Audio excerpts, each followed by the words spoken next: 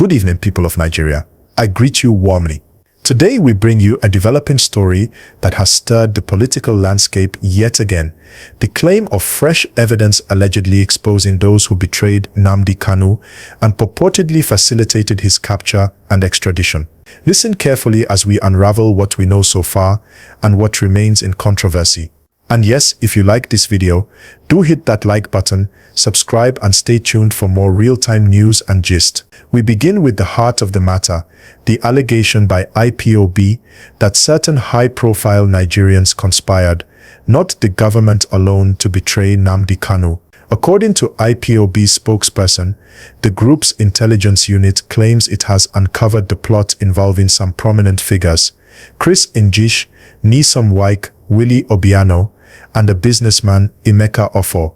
IPOB argues that those named allegedly bankrolled what they describe as an extraordinary rendition, the capture and forcible repatriation of Kanu from Kenya back to Nigeria. According to the claim, the Nigerian government initially refused to engage in such rendition, but the intervention of these individuals, through financial backing, tipped the balance. To understand why this allegation is gaining force, you need context. Just recently, on November 20th, 2025, a court handed Nnamdi Kanu a life sentence after convicting him on terrorism-related charges. The prosecution argued that broadcasts and orders made under his leadership of IPOB incited deadly attacks on security forces and civilians in the southeast. But supporters of Kanu and IPOB have rejected the verdict as a travesty. They say his arrest, rendition and trial were marred by serious human rights and constitutional breaches. It is within this shaky terrain that IPOB claims to have fresh evidence of betrayal, a betrayal not just by faceless agencies, but by some who are supposed to belong to or represent the people of the Southeast. Now this claim comes at a time when many Nigerians are already debating whether the justice delivered by the courts was blind or selective. Kanu's family had earlier cautioned that media narratives and state-sponsored propaganda were being deployed to shape public opinion ahead of his trial, stories that allegedly link IPOB to insecurity in the southeast. So when IPOB surfaces this list of alleged betrayers, names that resonate with political and business power, the claim stirs strong emotions. For many, it is not only about Kanu, but about trust, loyalty, and betrayal within our own communities. Let me be clear,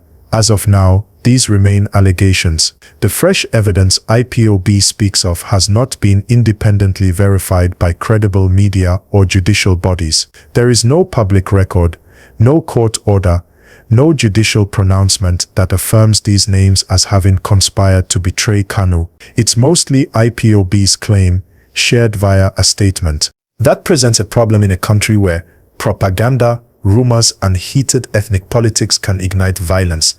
Such serious allegations without corroboration are dangerous. For watchers in the southeast and indeed across Nigeria, the claim raises some tough questions. If true, what does it say about betrayal from within? If false, what motive drives such accusations at this moment? Is it to destabilize certain politicians or business people? Is it to galvanize support and sympathy for Kanu and IPOB? Yet, there's another dimension here, the rule of law, fair trial, justice, and due process. The trial that produced a life sentence for Kanu has been criticized by human rights lawyers as undermining the principles of fair hearing. Now, if there is indeed evidence that powerful insiders colluded to deliver this man into state custody, that must be investigated. The integrity of our justice system and the trust of the people in state institutions depend on it.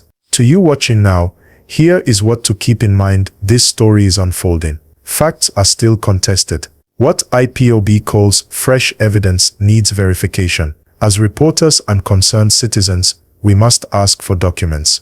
We must demand transparency. We must push for witnesses, for court-verified proof. Because in Nigeria, rumors spread fast, but justice and truth must travel slower, more carefully. If anything, this claim lays bare the paradox many feel, a man from the southeast imprisoned for alleged treason and terrorism. Yet those who may have sold him out are still walking free, unchallenged. That does not sit well with many people. When IPOB released that list of alleged betrayers, many people began asking the same question: why now? What exactly prompted this sudden revelation? And what does IPOB hope to achieve by dropping such heavy accusations at this sensitive moment? These questions are important because timing matters in Nigerian politics. Nothing ever happens by accident. Some observers believe IPOB is trying to redirect public anger away from the leadership of the movement itself. After the life sentence was delivered, there were whispers about whether the group could have done more legally, diplomatically, or strategically to protect its leader. So releasing a list of betrayers may be a way of shifting the focus outward. Whether that is true or not, time will tell. Others believe the accusation was meant to send a message to certain political figures in the southeast who may be warming up ahead of future elections. Nigeria is a place where political ambition often walks hand in hand with controversy. So by naming certain prominent individuals, IPOB may be attempting to weaken their credibility among the people. Again, this remains speculation, but in Nigeria, perception matters almost as much as fact. But the bigger question many Nigerians are asking is this: what happens next? If truly there is fresh evidence, will it be made public?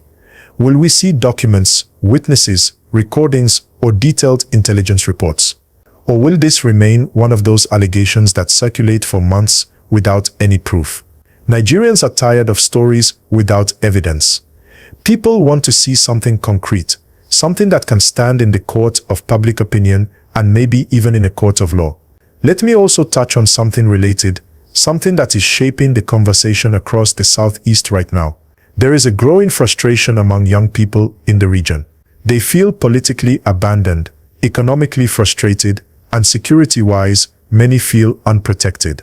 So when a story like this breaks, about betrayal, conspiracy, and political maneuvering, it hits deep. It taps into fears that powerful individuals may be playing games with the destiny of the region. This is why it is important for everyone watching to stay calm but stay alert. In times like this, misinformation spreads faster than truth. People twist narratives. Some blogs add salt and pepper to attract clicks. So before reacting emotionally, it is wise to wait for verifiable information. But one thing is clear: this matter will not fade away quietly. IPOB supporters want answers. Political analysts want clarity. Lawyers are watching closely, especially those working on Kanu's appeal. And even neutral Nigerians who simply want justice and stability are asking for transparency. If the alleged betrayal is proven, then Nigeria will need to have a very serious conversation about political integrity. If the allegation turns out to be untrue,